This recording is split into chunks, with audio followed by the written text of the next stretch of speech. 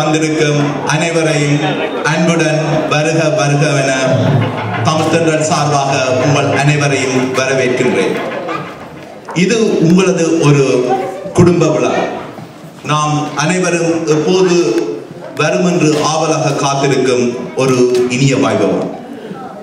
இவ்வேளையில் நான் ஒன்றை கூறிக்கொள்ள விரும்புகின்றேன். உங்கள் அயராத கடின உழைப்பு இன்றி இந்த நிகழ்ச்சி இங்கு அரங்கேறி இருக்க முடியாது. இந்நிகழ்ச்சி நடந்தேறுவதற்கு காரணமாக கடினமாக உழைத்த அனைவருக்கும் தமிழ்த்தன்றல் சார்பாக எனது மனமார்ந்த நன்றிகள். தமிழ் தாய் உங்கள் அனைவரையும் பார்த்து பெருமிதம் கொள்கின்றார். வருடந்தோறும் தவறாமல் இந்த தமிழ்த்தன்றல் நிகழ்ச்சிகள் நடந்து வருவதால் இந்நிகழ்ச்சியானது நம் தமிழை, தமிழ் பண்பாட்டை, தமிழ் கலாச்சாரத்தை அடுத்த சந்ததியினருக்கு எடுத்துச் செல்லக்கூடியதாக இருக்கின்றது. ஆனால் இவை மட்டும் போதாது என்று தமிழனை கருதுகின்றார். நாம் வீட்டிலும் பிள்ளைகளுடன் தமிழில் கதைக்க வேண்டும்.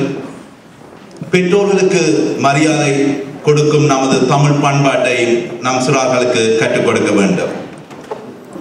நாம் பல்வேறு காலகட்டங்களில் விதியா மதியா வாழ்க்கையை கொண்டு போகின்றது என்பது ஒரு கேள்விக்குறியாக விவாத மேடை கருத்தாக இருந்து வந்திருக்கின்றது.